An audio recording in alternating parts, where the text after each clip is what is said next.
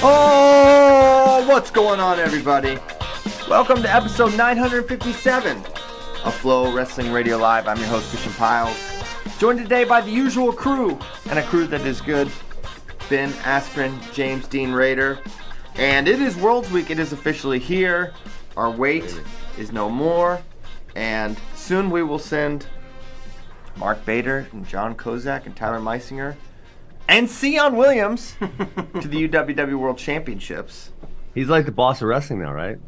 He's the boss. Yeah. He's capo. He's the capo, for sure. So, yeah, that's exciting. And plenty of other things to get into. We've got Worlds. We've got, the Team USA has been, I don't know if they've made their way to Serbia yet, but they were in Germany at Ramstein Air Force Base, where they usually acclimate when they go over there. We've got Stanford update, banned Russians, high school stuff, maybe tears. Hopefully not. We better do some tears. Just for the pure laughter that would be created. But why don't we start with Worlds Week primer real quick? I think we're gonna see a serious amount of banned Russians, or significant, not a high number, but it appears Sidakov. What do you mean? Sidakov is not going to be in this tournament, I don't think. Wait, I'm sorry. Who? Zaurbek Sidakov. Will not. And I think Sadulayev is a question mark right now. Wait, where, hold on. Where did this come from? So UWW did their I don't know what you would call it. Vetting process. Thank you, JD, for the Russians. And remember, they said 20-some out of 155 or whatever were flagged as no, these people can't. Zaurbek, Sidakov, I believe. For what? I mean, the PDs, because that's what they should be flagged no. for, but what are they actually flagged for? 26 individuals were deemed ineligible due to either active support of the ongoing war or confirmed membership in military or national security agencies. Yeah, so Sidakov, I think former military, something like that, or some sort of tie, and I think Sadulayev's issue could be unrelated to that vetting process and maybe something else. But we don't know. And it's still, my understanding is that it's up in the air and not determined. So, whoa. And it's crazy because it's literally, in less than a week is when they'd be going. So, Holy moly. So that has significant impact if you lose 2 Olympic champions potentially. That's going to hurt their team a lot and help Team USA. Why is the UWW doing this at such the last minute? They're not. What do you mean? This has been done. I never heard of it. They're not doing. No, they announced it 2 weeks ago. But they did not announce the names. They just said, "Hey, we have vetted this, and the Russian Federation has that list." But they're not. I don't think they're going to announce, "Hey, these athletes are out. These athletes are in." And some of the, so there's 26, right? 26. And they're not all wrestlers. Some are trainers or staff or something like that. So anyone that was coming. Wait, you said 26 of how many? 155. 235. 235. 135 is what number? That's men, women, Greco, trainers, coaches? Yeah. They looked into 235 people, and 26 were deemed ineligible. Training partners, etc. Backups. Yeah. So, significant impact there. We don't know for sure on a lot of these, but you should not be surprised. Sidakov is not in the entries. Yeah. And I feel like they'd send him. Other Sadulayev in the entries? Yes, Sadulayev is. But Sadulayev, my understanding is it's something unrelated to the Ukrainian war that would keep him out. PEDs? No, not PEDs. It's political in nature. Can I keep guessing? Nope.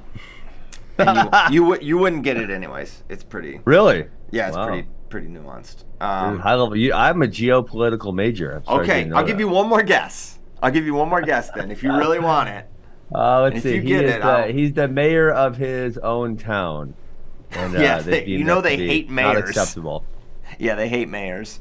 You got it, actually. I'm kind of surprised, but that was a good job. But as of right now, Sidakov and 92 kg are their only men's freestyle starters that they were originally going to send that are no longer in the entries. So who? Okay, if not, who goes at 74 then? Valiev. He's really good. Yes. So they'll be all right there. 92, they're not as deep, but probably not a huge drop off there. Okay. Yeah. So that is obviously a situation we will keep you updated with as best we can. Moving forward. Stanford job update soon. Okay, that's what JD wrote. I think we will know the first half of this week who the next head coach at Stanford is. And Give me some options.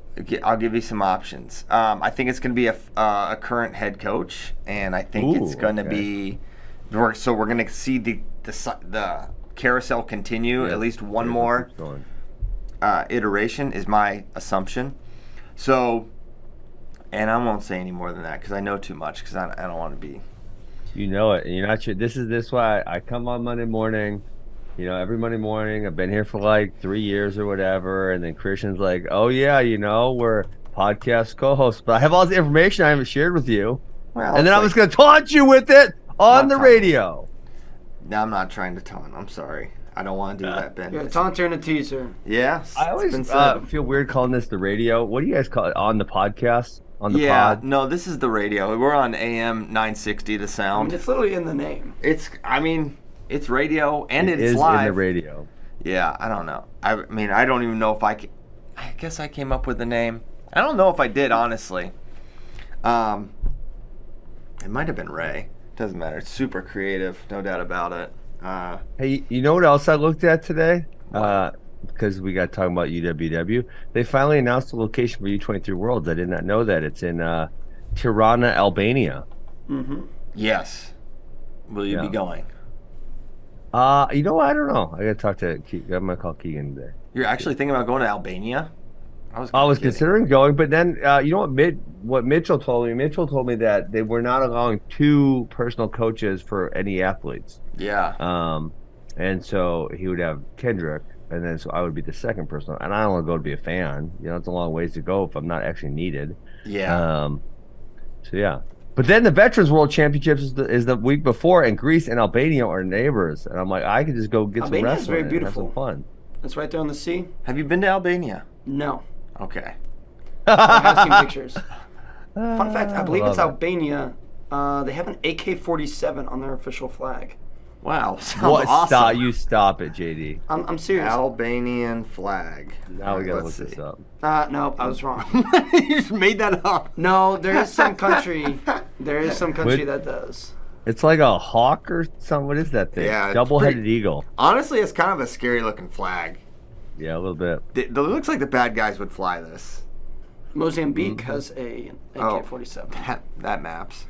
Okay. There was another. Wait, what'd you say, Mozambique? Yeah. Yeah, I believe it. Makes sense. It's not exactly Switzerland. Wow, that's horrifying. Is that a machete on one? Yes. We should do scariest flags in the world. All right. Good news. High school participation numbers are up. The highest number of wrestling participants since 1978. That was a long time ago. I was a little more excited when I saw this, but as I dug into it, I'm excited. I just want to. The caveat is, men's is still not at its peak, right? But women's it's is like. I was actually really surprised because women's is about 20% of men's, and I would have guessed more like 10 to 15. So I was surprised at that. But women's is exploding. I mean, women's went from very, very few to I think it's 49,000. Man, that's really impressive. Men's wrestling hasn't had a percentage change this high in the last 23 years at least. Positively. But if you look maybe like 10 years, I think it was 10 or 12 years ago that there was more total male participants, correct? Yeah. I'm not on the article right now, but I did read it. 2014, 2015. Yes. Yeah. So,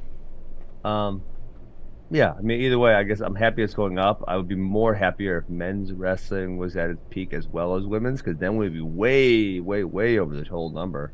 I think we're getting there. I'm hoping we're getting there. There It's we go. good.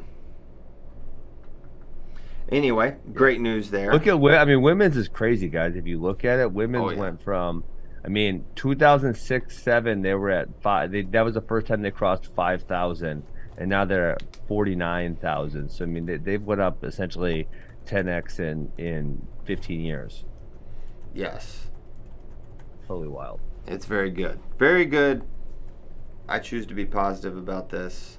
All right. Man, we're probably going to have to do tiers, huh? JD's baby. Well, you want to talk more about this? Because I could talk more about this. Go for it. Yeah. Well, one of the things I was thinking, and I don't know how to solve for this, and I am not a high school coach, but I was thinking, at our local high school, Arrowhead High School, they have a varsity football team, and then they have a JV, and then they actually have 2 freshman squads, and they actually play like games, right? There's a starting lineup for all those teams. And for wrestling, Arrowhead has good numbers, and a few other schools, like say Mugwanago, a few other ones around here, they have good numbers, and they may field a varsity reserve team. But there's very few like actual JV duels where it's like our full team is going against your full team, and there sure isn't any all freshman duels where our freshman team is going against your freshman team. And I think that if there was some way to make that happen, and I'm sure this is like obvious when you say it. And much harder to actually do, but I think that's something that could really make the numbers go up. Because we do see a decent amount of kids who are kind of like semi-motivated come 8th grade, and they go into freshman year and they can't make the varsity team, and they're on maybe a smaller team, and there's just not a lot of matches for them, and there's nothing kind of purposeful. I don't know if that makes sense. Yeah.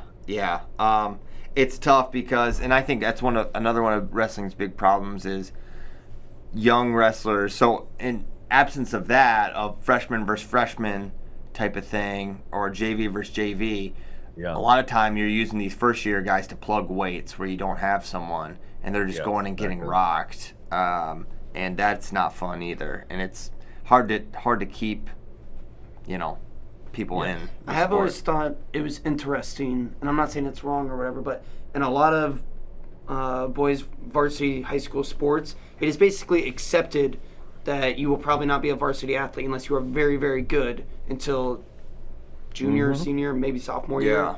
But in wrestling, you're basically almost expected to be kind of a varsity athlete. Yeah. If you're right good. away. Yes. But like football, basketball, even if you're good, a lot of times you'll still do JV. Yes. Yeah. 100%. Or freshman potentially. And think of the level of and also think of this. I just remember Buffalo Gap basketball. Like the level of competence you had to make the freshman basketball or JV basketball team. Like you knew what you were doing to make that team at little Buffalo Gap High School.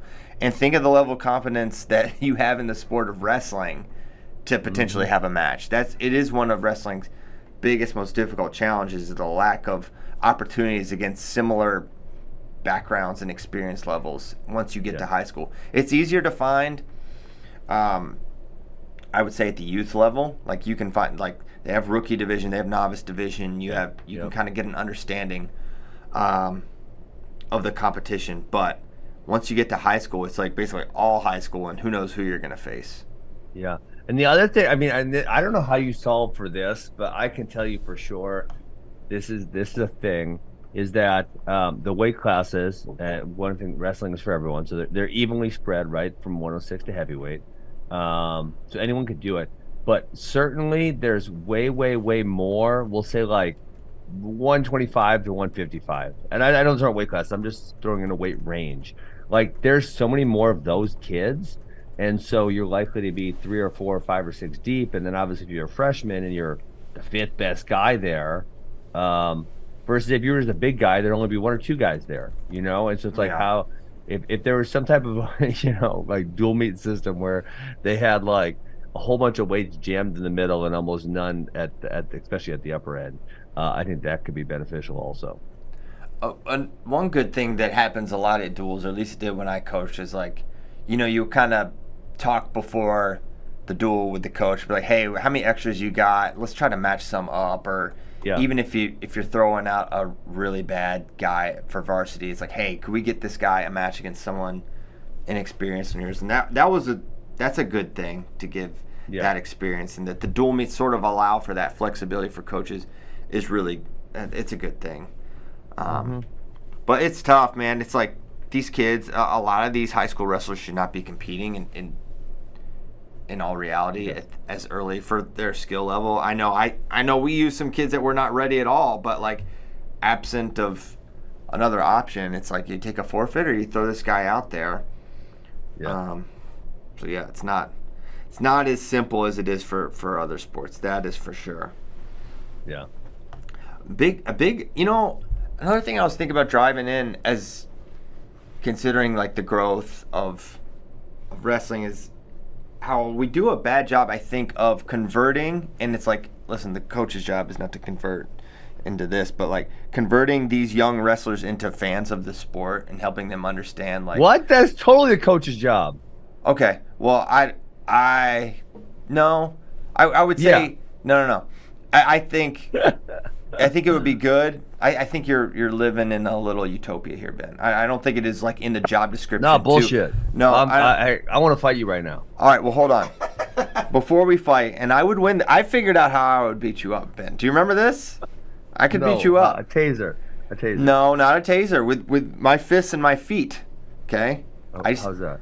Well, okay. Well, if we're gonna get into it, I just need a big area, like football size, and I'm just gonna be real fast. I'm just gonna run in real quick and boom, one punch, and I'm gonna run away for a while.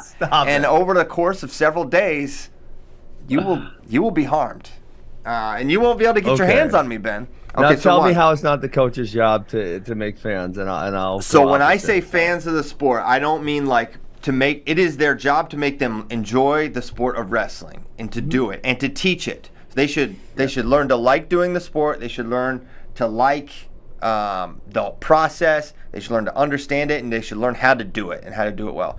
But as far as like, it is not. I think it's like not easy or neatly fits into their job description. Like, you need to watch college wrestling, and here's what's going on in college wrestling. They should encourage that, but it's like that's not part of the thing, right? You should maybe expose them to it. I'm going to strongly disagree with you. Okay, well. Because, why isn't it the coach's job? So what is the coach's job, right? The coach probably has a few jobs to teach good morals and values, and the other one is to probably, that's one. Number two would probably be to make them good at the sport of wrestling. Is that fair? Yeah. Okay. So if the athlete enjoys wrestling more, they're kind of into it, they're more likely to be good at it, right? So it is incumbent on the coach to get them to see that thing, right? To get them to say, oh, how do I get them to be a fan of the sport? And so, like, I'll give you, just yesterday, I went into the 1 o'clock practice, Mr. Mick's running a youth practice, and he says, hey, it's world. I actually failed this. He said, who knows what week it is or what's this week? And I said, I don't know, what am I missing here? And a few of the kids got it, World Championships week, right? And he said, okay, here's what we're going to do this week. We're going to go through a bunch of American athletes and kind of hit some of their better moves, right? So, Nick, we did some Nick Lee stuff yesterday, and then I actually had to run the other practice, so I can't remember what else they did, but a few guys. So he is literally like taking the time to say, you guys need to know this guy and here, so then you're going to be able to relate to them when you watch them wrestle, because you'll see the moves that they do. But we do many things like this, NCAA finals viewing party. We took kids to watch the World Cup last year, because I think we realized if they like it, if they're into it, there's a whole lot bigger chance they're going to want to put in the effort necessary to be good at it. And that's something a lot of people neglect. A lot of coaches really neglect this part. If they like it and if they're into it, they're way more likely to put in the effort necessary to be really good at it. Now, it's really simple when you think about it like that. So yes, it is the coach's job, because if I do that job, then they're going to be better. Yeah, no doubt that all that is true. I think it's like, okay, yeah, but I think here in your world of all these great wrestling coaches and you don't know a lot of these wrestling coaches who are not good coaches, which is maybe part of the problem, but like they don't know what's going on in wrestling. I know where I coach, Iowa would be having a duel that night, and those guys would not know. The coaches would not know. But it's still their job to be. So that's okay. So I'll use Coach Messerman again. Coach Messerman was a good wrestler. He didn't start. He started his sophomore year, but he's always. And this is like when coaches say, like, "Well, I didn't have a huge level of technical experience, and my coach didn't teach me, so I can't teach them." It's like, okay, do you want to be good at it? How about you go do it? How about you figure it out? So Coach Messerman, to this day, I grilled him. he has clips of international wrestlers indexed by name, by move, by cut. He's got all these indexes. It's like he did the work. He did the work. So yeah, if you're gonna be good at something, yeah, it's incumbent on you to do the work, whether it's making someone a fan, staying up to date on the technique. Yeah, if you want to be good at it, that's what you're gonna do. Yeah, I don't disagree. I don't. So yeah, I think that's a big part of it. And yes, obviously, if there's things like, and I'll tell you, if there's things like FloWrestling, it's gonna make it easier for the kids, right? Because you guys are on social media. There's clips. If I reference a clip, most likely, most of the guys have seen the FloWrestling clip. Right? If I say, "Hey, did you guys see this clip?" I probably 2/3 of my room will say, "Oh yeah, we saw that," and so I can reference it. Whereas 15 years ago, that didn't, social media barely existed, right? But you couldn't really watch wrestling, so yeah, that would have made it way harder. So there are things that make it easier, but yeah, I fully take that as my job as getting the kids into the sport, and the ones who get really, really into the sport, there's a much higher likelihood they're going to be really good. Yeah, don't disagree. Okay. Now that we have fought, and I won. I think I won that one, Christian.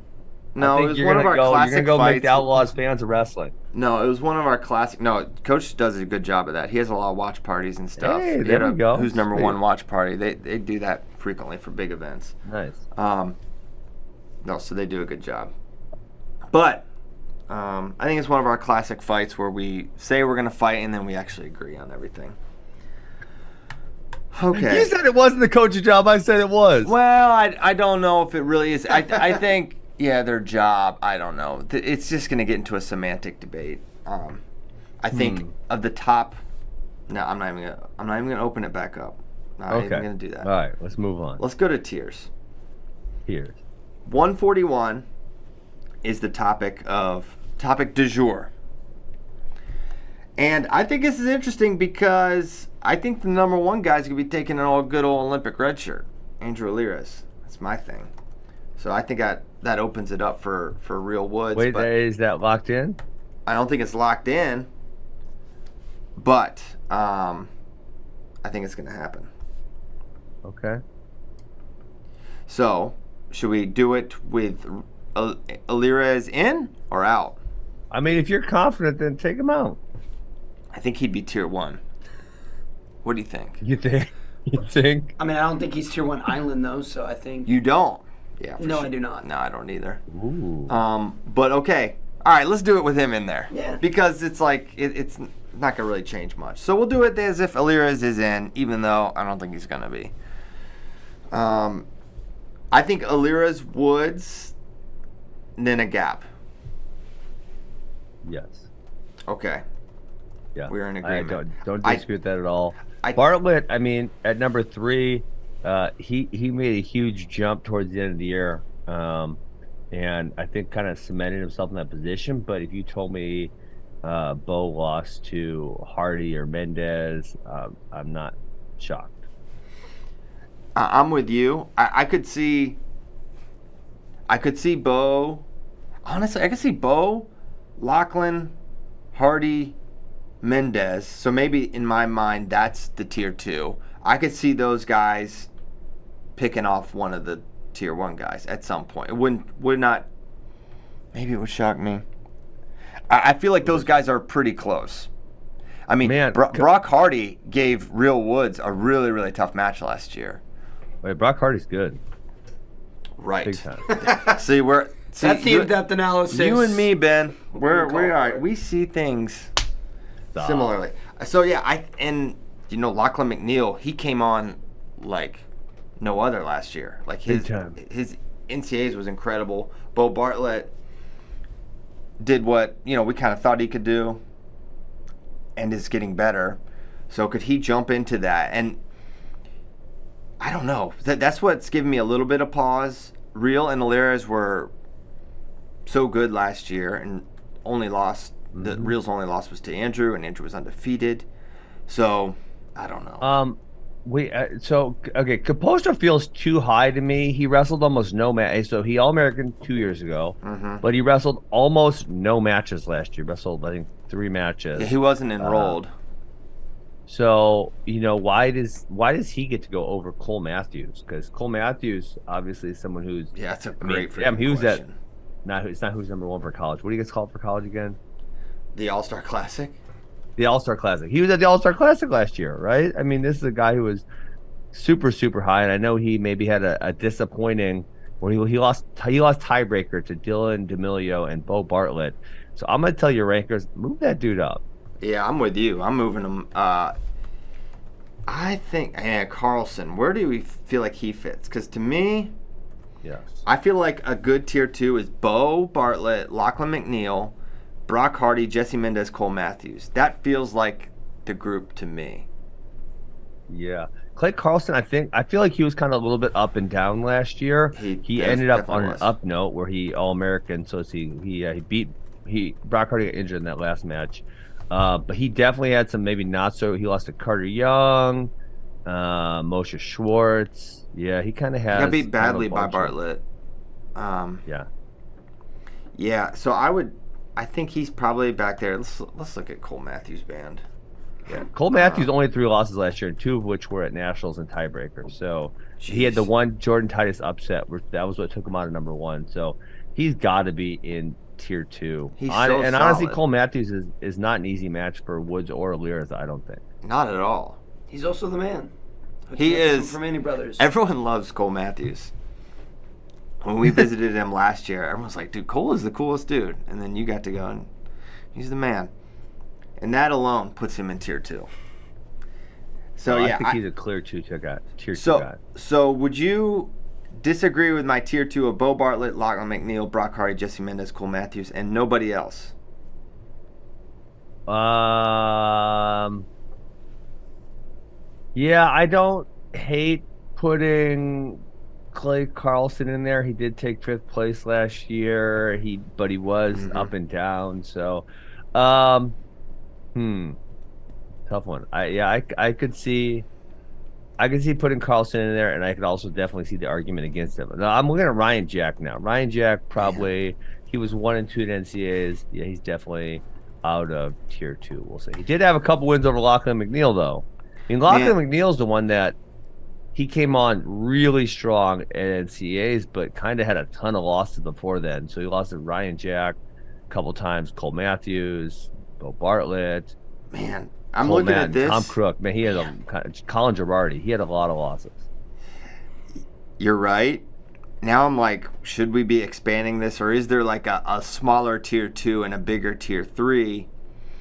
Yeah, because I feel like Vince Cornell is like super good, and these guys are making it hard, right? Because McNeil had not that great of a season, and then has a great NCAA, whereas Cole Matthews has a better season, bad NCAAs. You'd say the same thing with Ryan Jack, right? Because he had the 2 wins over Lachlan McNeil, but then had not a very good NCAAs. Yeah, it makes it really tough to kind of separate them. And Caposto's super weird to me because he was an All-American 2 years ago, but he was an All-American. He had a not so great year, came on at the NCAAs, had a good NCAA tournament, but then didn't really wrestle at all last year. He beat Aliras.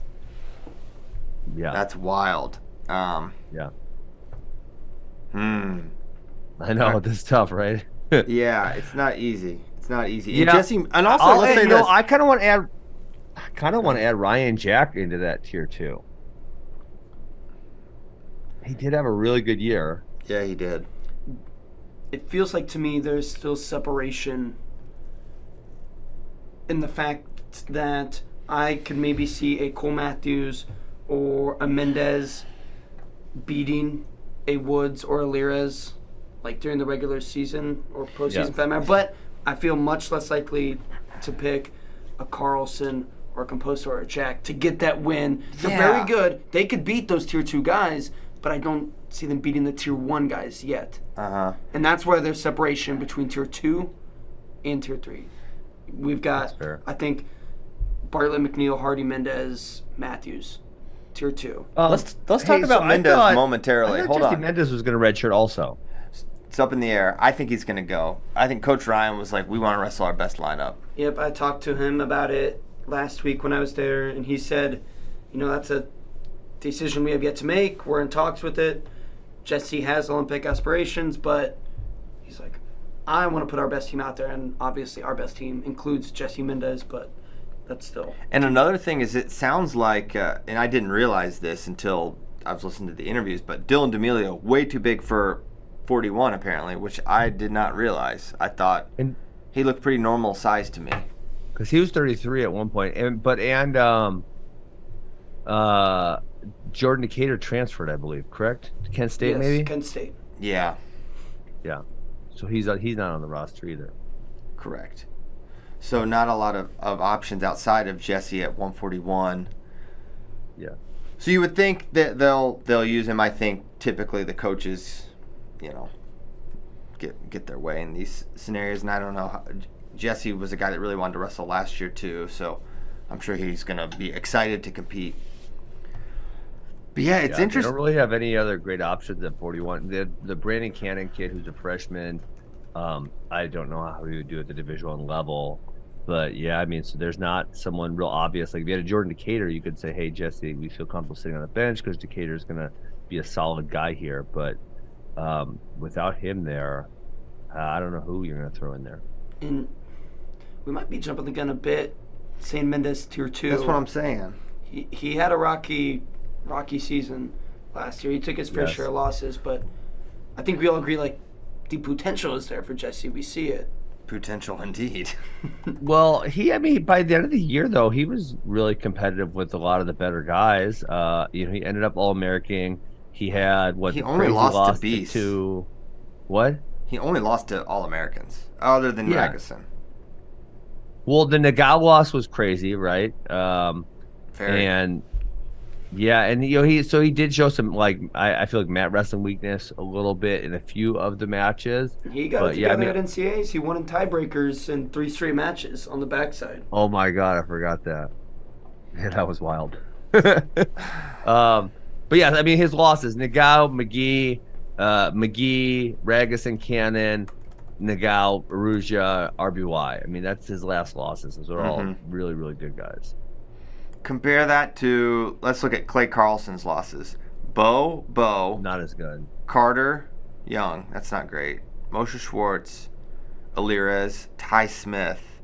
Okay, there's a little separation here. Brock Hardy, Cale Happel. Okay, Cale Happel. Vance Von Bar. Vince McMahon. Vance That's Refrigeration. what I feel. I almost feel like when you read a thing like that, it's like, was he like cutting weight or was there injury issues? Because No, I know what it feels was. like He had some crazy. I talked with Coach Hahn about this. He had some crazy like academic thing he was doing. He was like basically working all day, going to school, training, like total time crunch in that first semester, and then it went away in the second semester. Whatever the thing he had to do, and then we saw his consistency return. Yeah. Man, I'm really all over the place on this tier. I know, right? In my mind, I'll go mine. So we got Lears Woods tier 1. I'm gonna make this a little bigger tier 2, because I think there's a lot of people within striking distance. So we'll go Bartlett, McNeil, Hardy, Mendez, Carlson, Matthews, and Jack. I'll put those guys both in there. Composto is out, and he could obviously be back in. He just didn't compete a lot last year, and his year 2 years ago was kind of up and down. So then it's Composto, Cornello, Hines, Schwartz, Edmond, kind of the rest of these dudes probably, honestly, in tier 3. I feel like hit me on this. If you include in Jack, Okay. I think you got to include Cornella. I feel like Bo Bartlett's season last year is actually totally separated from the field, apart from Woods and Alirez. If you look at it, he lost to Woods, Alirez, and one time to Brock Hardy. Other than that, no one else had that level of consistency that he did. Well, that's in this group. Let me ask you this: Inquire. Brock Hardy and Bo Bartlett wrestle a match. How comfortable? Like, what are you putting the odds at of Bo Bartlett winning? Because I think, I don't want to say it's a coin flip. I'll say it's slightly advantage Bo, but that's a really close competitive match. Yeah, I think Bo's in plenty of close competitive matches, but he wins them. And my comfort level, I don't know, autumn morning in a Snuggie. So pretty comfortable. What does that even mean? You don't know what autumn's fall, and Snuggie is like a morning giant and a Snuggie. blanket sweatshirt. You don't know what a Snuggie is? You're showing your age here, Piles. I don't wear Snuggies. I'm a man. I don't wear Snuggies either. You Snuggie Actually- wearing son of a gun. Oh, you know what? I do have a funny Snuggie story now that you mention it. You do wear Snuggies. You Let's just get admitted Snuggly. it. I don't have a Snuggie, but I did have a Snuggie. Well, we ordered them sort of like as a joke, and then they never came.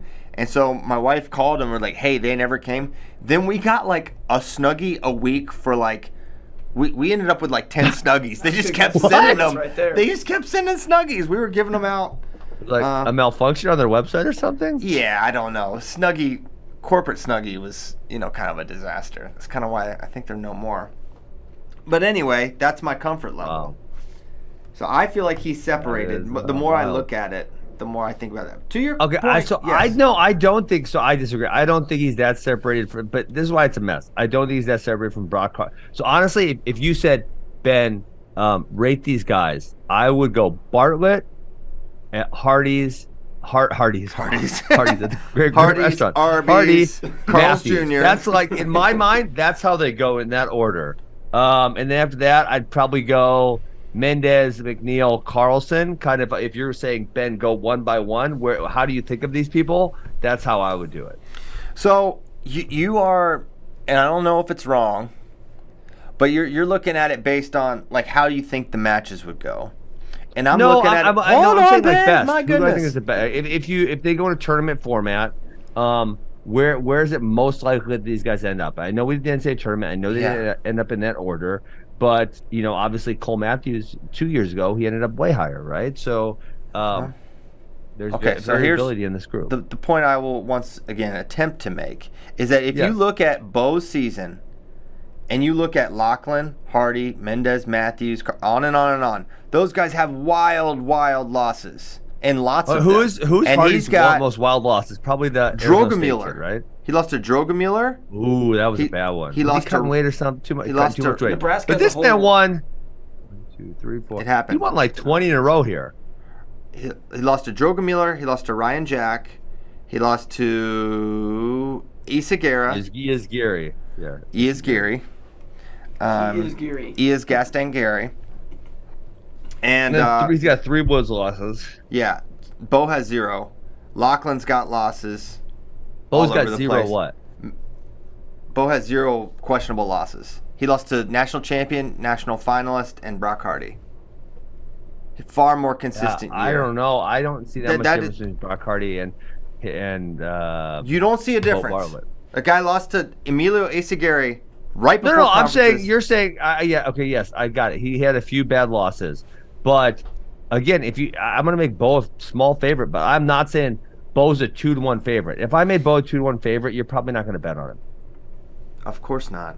Is that the So I mean, there's how just many not guys that are much 2-1 difference between favorites? these They're guys. also viewing tiers different. Christian is viewing it as consistency, and Ben is more, or like losses, lower floor. Ben is thinking more about the ceiling. Yeah, I'm just thinking about where they're mean- more likely to fall. Where they're more likely to fall in the year. Okay, Is that but the Bo- other thing here, Christian, that you're totally neglecting here, is that prior to the Big Ten championships, Bo Bartlett didn't really wrestle anyone. Here's his whole ledger before. The only tried. people above a 40th rank are Malik Hines, McNeil, Matten, Woods, and D'Amelio. He only had 5 top 40 matches. Okay, prior well, to Big Ten. McNeil got like Oh. 4th at NCAAs, so that's pretty good. Who? Uh, McNeil. Mark- Yes, yeah. there's a few. There's a couple. But obviously, if you're not wrestling that many hard opponents, there's a less likelihood of you being in an upset scenario. I don't think he missed you a wanna match. be like, he was in overtime with David Evans. I don't even know who David Evans is. Well, read a book. He wrestles for the best team in the country. He wrestles with Penn State? I didn't Yeah. know that. Yeah, it's a teammate Oh my match. Okay. So you can do whatever you want. This is we do not have to come to a conclusion as a group, right? I give my tiers. I gave my tiers. Now you can give yours. Now you're shedding tears because once again, I'm not shedding tears. Ben sleeps on Bo Bartlett as the show No, has he's in my tier for 2. years. He's in your tier 2. What's No. the problem here? I have him separated from the rest. You're doing Tier 2 Island? You think he's just one of the guys. I don't. So you're doing Tier 2 Island by himself? He is an island, which I think is fitting. Wow. I'm not going. I think he separated himself from all those guys. Island. He literally lost to Hardy. Yeah. Yeah. But look at who Hardy lost to. If you want to play I know. Look at all their losses. For all these guys have tons of losses, and all of them have like one WTF loss, like borderline Google loss. Bo does not have that. That's separate. Has a quality all its own. I agree. No, you don't. But I just don't think it is enough to separate him from a pack that could potentially beat him. I mean, listen. Cole Matthews. That's what Tier's about. Is could they potentially beat them? Cole Matthews should be in your Tier 1 because he could potentially beat Andrew Alira or Leah Woods because he literally did. Don't tempt me with a good time. Yeah, you guys see. That's the thing. It cannot be. Could they beat this person? That can't be in college wrestling. That can't be a thing if we're trying to really do this because. Not to be Shane Sparks, but CJ Composto literally beat Andrew Alira the last season he did. Cole Matthews literally beat Real Woods. All right, just stop whining. Make your tiers already. I am and I have and I will. No, all you told us is your Tier 1 and your Tier 2 Island. You've not told us anything else. Okay. Here's what I'll say: Aliras and Woods are Tier 1. That we all agree. Boa Bartlett is closer to Tier 1 than to Tier 3. So he's on an island. Make him stop stalling. I'm not. I'm explaining to you where he is geographically. And then Tier 3, Lachlan, Brock, Mendez, Matthews.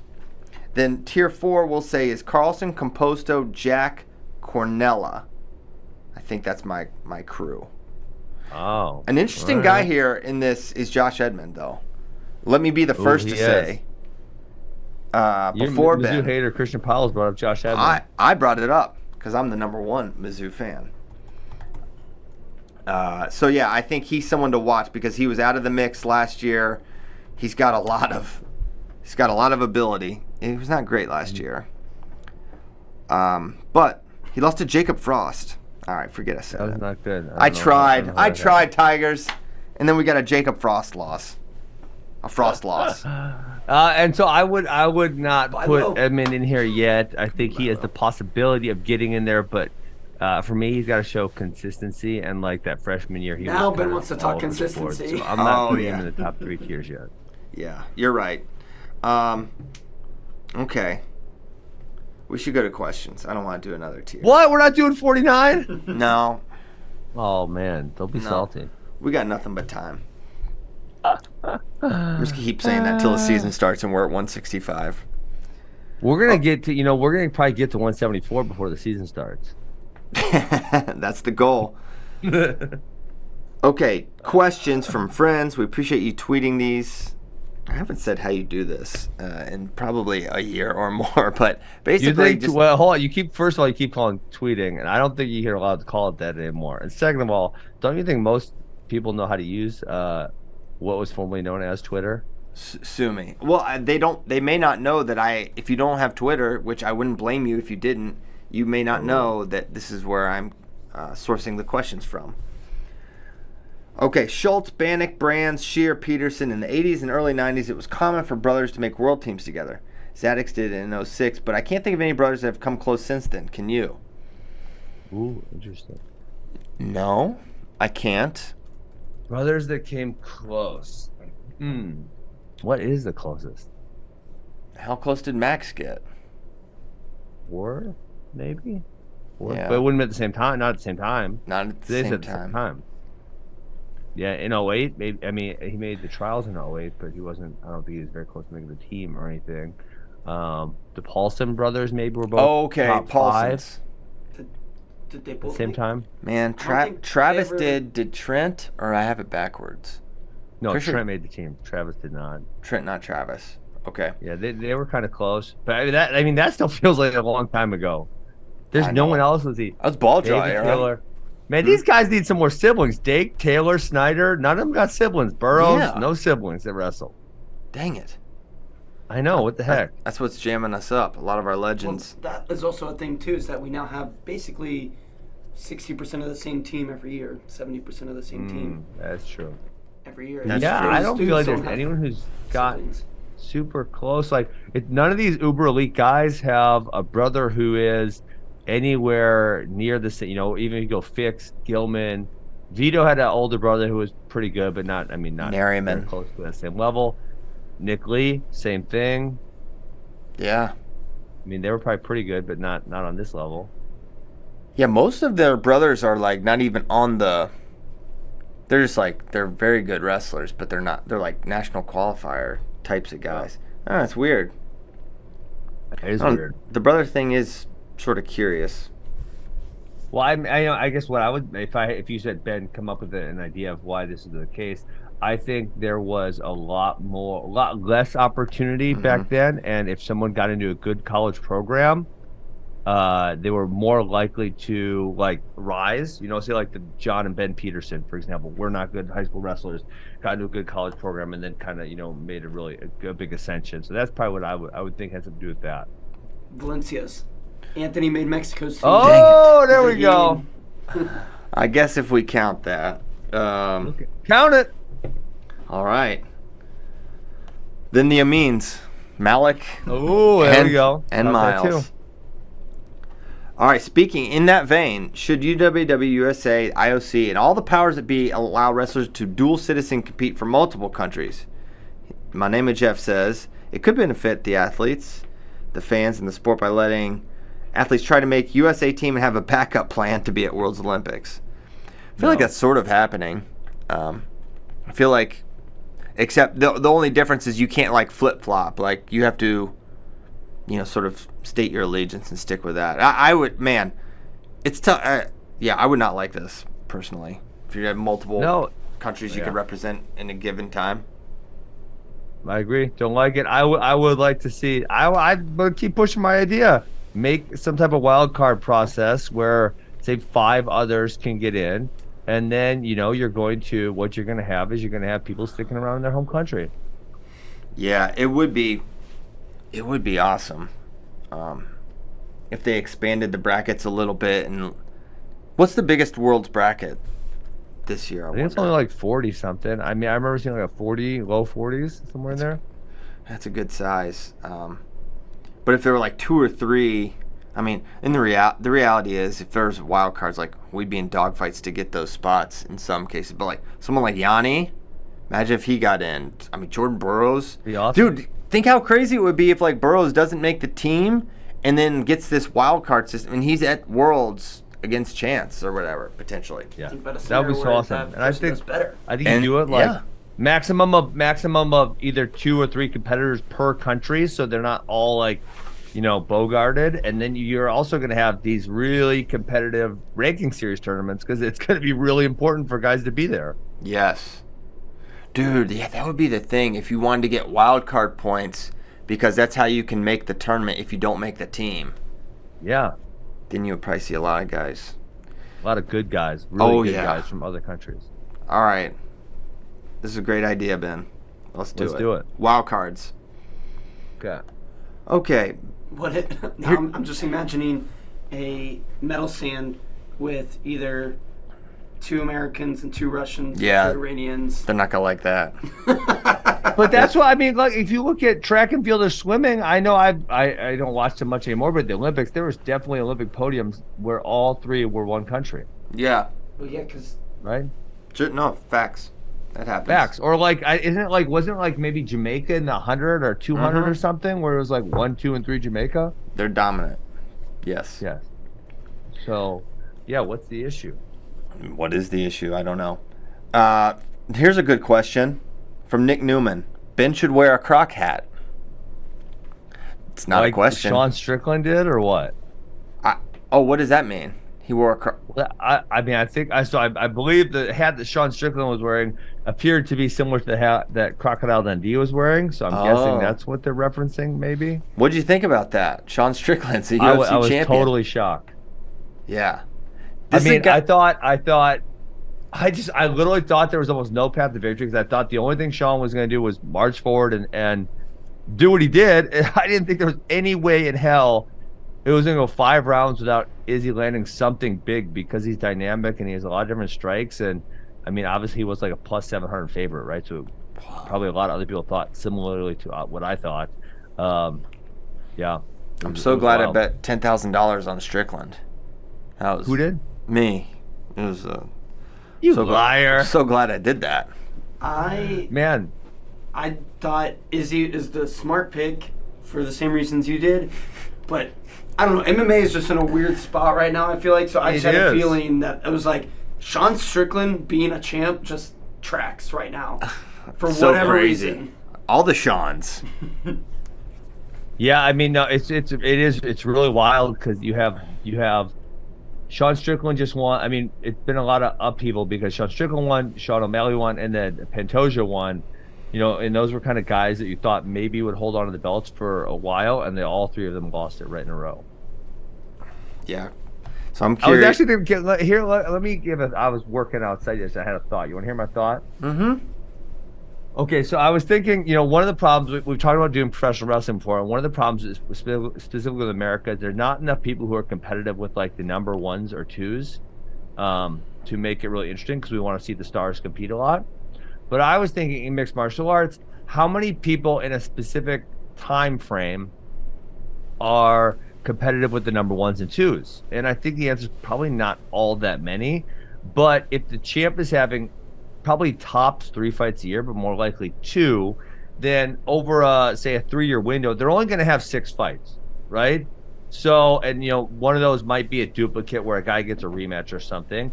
So you're only going to need guys ascending from a 12 to a number 1 or 2, like every couple years. Like, do you think that's feasible in wrestling? And obviously the answer in America recently would be no, right? These guys have held on to the spots forever.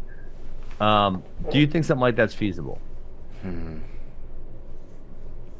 don't know. What do you think, JD?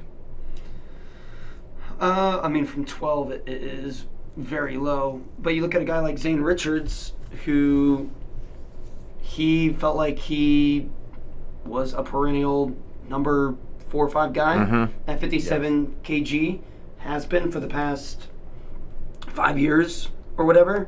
And then this year broke through. Beats Thomas Gilman, a guy who's Chance medaled. Yes, Chance is another one. We thought Chance peaked when he took a match from Jordan. Yes. We thought 2 years ago or a year ago. But still, you saw that flash last year. And then he gets it done this year. Zane was a little different in the fact that we didn't see that from him last year. And then he goes and takes it from Thomas this year handily. Every data point suggested Zane would not make this team. From the open to Final X, there was nothing that would suggest there he were would more do people picking Chance Marsteller to beat Jordan Burroughs. Yeah. Because we had seen him beat him before. True. Yeah, I don't know. Okay. The nature of wrestling is also different than MMA in the fact that you can't. I mean, you can pin, but it's just much harder to secure a pin on a top guy rather than knock them out. And this is a question for Ben. I'm curious is wrestling. I would say wrestling's less variable in terms of a given athlete's path to victory than MMA, where you can really implement a lot of different strategies. And because the wrestler really they come up and they get really good at their thing, right? And it's not like you have the vast array of the Mighty Mouse. MMA. What he was saying a week ago, the clip that went viral. Yeah. That he said, I forget exactly what he said, but he said it's like MMA is the easiest sport to become a world champion in, I think was the quote. Okay. Because I wish I did everybody, he's like, you can carve out your path. Mm-hmm. Whereas if you're trying to, in wrestling or boxing or BJJ, everybody's trying to do the exact same thing. Right. So what do you think, Ben? I mean, there's obviously more variability. I don't know that easier than anything. I mean, I'm not sure, because you would need to do it. That would obviously be a factor of how many people are trying to do it.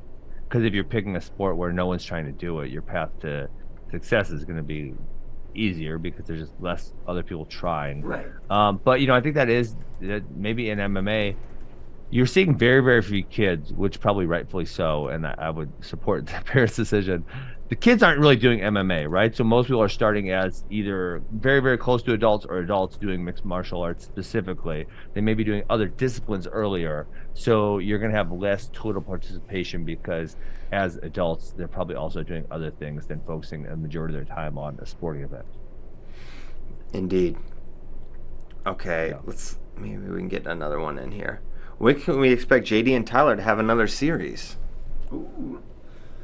I don't know about that hardcore of a series. Yeah, it's too hardcore. But we're going to be trying maybe throughout the season to do a couple similar trips. So yeah, definitely want some sort of trip during the year. We'll make it happen. What's Ben's favorite Shane memory? Do you have a favorite Shane memory? All of them? That would be Shane's answer. All of them. The favorite one, I guess I would say, is the first time I ever hung out with him. I don't remember what year. It had to be 2013. It was my brother's for the first academy for AWA North Shore, like the first location. And I don't really remember why he was there, but I remember we went to this burger place that was delicious afterwards. And that was when he told me about his McDonough Robles thing. Oh my gosh. And I remember telling him, like, Shane, you're wrong on this. And he would just wouldn't stop. And he just was aggressively going at it for like an hour straight. This dude. People oh who my don't God, know so Shane, much energy and so much intensity. And he's so certain that he's right on this one. People who don't know Shane probably assume he plays a character, sort of. But that's just Shane, actually, in real life, Shane. too. Yes. For real. Well, hopefully he's back soon. He was in Utah, which I bet he loved. I feel like he would love Utah. I got converted to the Mormonism. We'll find out. That'll be my first question. All right, we're going to go. Before Ben says something else. Utah did be What? too. He got converted. I don't know what to tell you. We'll be back. Hey, Hey, we got a good new question since you're just hating on the Tyler. show. Tyler lost the old outro song, but he found this one, and I like it as much as any. A little bit like a Mustang Sally. Hold on. We got more questions. No, we don't. I think they're not all that good. They're not all that good. You see? That's why the music's playing right now. A lot Ben. about Russians. A lot about Russians in here. And you're breaking news to me today. Well, Text me who Russian was too. getting the Stanford job since you won't tell me on the show. A lot about living. I'll call you. Maybe. All right. All I right, got see to you call guys. Max because Max, I really actually want to fight Max because this dude. Well, first of all, did you hear what he did? He What? made a bet. Oh my! I got so much dirt on Max. We got 2 minutes left. Stop the music. All right, so he tried antagonizing me by saying, if Connor wins, then you have to let people play games in like country, which I do sometimes. Not as much as Max. Max, too many games, too much fun. It's nonsense. What is it, casino night? But I said, okay, I'll do that bet, but you got to let you guys do firemen's and headlocks. Uh-oh. And the bet was made. And I just had a youth kid come in yesterday and say, Max is not relenting. He's saying, no, he's not doing that. And I said, Max, now we're on national radio. Are you a man of your word? Are you going to let guys do firemen's and headlocks or not? So here's my question with the firemen's and the headlocks. Can you hit them in practice? He just won't teach them? Because I think that's fair. No, you can't. It's a push-up. You get 100 push-ups if you do it in practice. If you're in a fireman's carry? Or a headlock. That is. Headlock, man, I just. If the Penn State guys can hit it, who is anyone to say? If the Russians are hitting it, I don't know. Yeah. I know, I agree. So then this is I'm airing my family problems on the radio, but you're gonna hear about this. This is a big family problem. So then Max says, so yesterday we need to talk. We manage AWA together. We need to talk about a few things. So I text him at 11 a.m. said, hey, can we talk tonight after my practices? And he said, yeah, no problem. And he said, what time? I said, just the time, okay? And then just no response. I give him this one, no response. I call him, nothing. I text him this morning when I wake up, no response. Then he finally during the show, he's like, hey, you want to talk now? I'm like, golly. He's putting it off. I know, right? All right, dogs. Oh my gosh. There's the song. Dogs. Who let the dogs out? Yeah, who let the dogs out? Thanks for listening. We'll be back Thursday, regular week. Maybe we'll have more news. Probably have something cool to talk about. See you guys then. Have a great day. Goodbye.